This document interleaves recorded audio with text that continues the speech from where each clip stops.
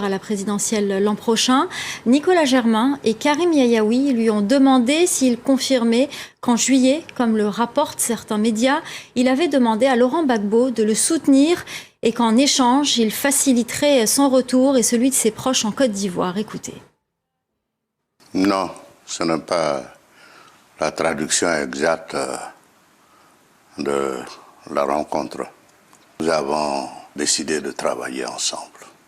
Concernant la commission électorale indépendante, vous avez décidé de la boycotter, mais on a vu qu'un parti de l'opposition, le FPI de Pascal Afine-Guessant, a décidé d'y participer. Est-ce que vous ne craignez pas, avec votre boycott, de perdre de l'influence au sein de la scène politique ivoirienne? Le gouvernement a commencé les discussions avec tous les partis politiques. Et puis, sans donner les termes de référence de ces discussions, il a décidé d'un passage en force. Et il a choisi, parmi les partis politiques et parmi les mouvements de la société civile, ceux qui lui étaient favorables. L'an dernier, vous avez décidé de quitter la coalition du RHDP avec Alassane Ouattara et depuis, un certain nombre de cadres de votre parti ont décidé de soutenir Alassane Ouattara et non pas vous. Est-ce que vous regrettez votre décision de quitter cette coalition? Il n'y a pas de démocratie sans alternance. C'est l'alternance qui fait le changement que désirent tous les peuples du monde entier. Le parti de Ouattara ayant refusé cette alternance et n'ayant pas tenu tous les autres engagements que stipulait notre accord, nous avons décidé de quitter.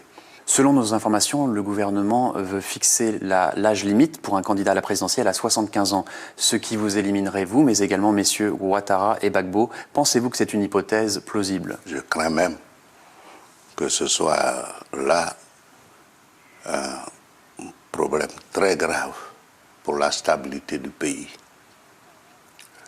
Ce changement, ce tripatouillage de la Constitution serait contraire à la Constitution elle-même, puisqu'elle a été votée il n'y a pas longtemps. En juin dernier, vous avez fait une déclaration qui a fait polémique. Vous avez dit que les Ivoiriens ne doivent pas se sentir étrangers chez eux.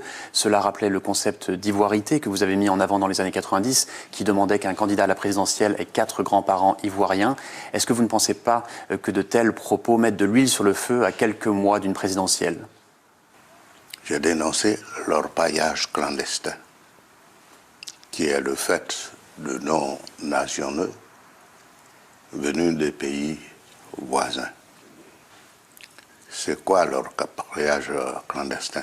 Comme tout ruée vers l'or, c'est des hordes de population, de migrants, qui viennent, s'installent dans les villages, abîment l'écosystème du pays, et pire, ces gens sont armés.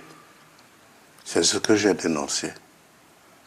Alors je ne vois pas en quoi cela est un message incitant à la xénophobie. Voilà, c'est la fin du Journal de l'Afrique. Restez avec nous, l'info continue sur France.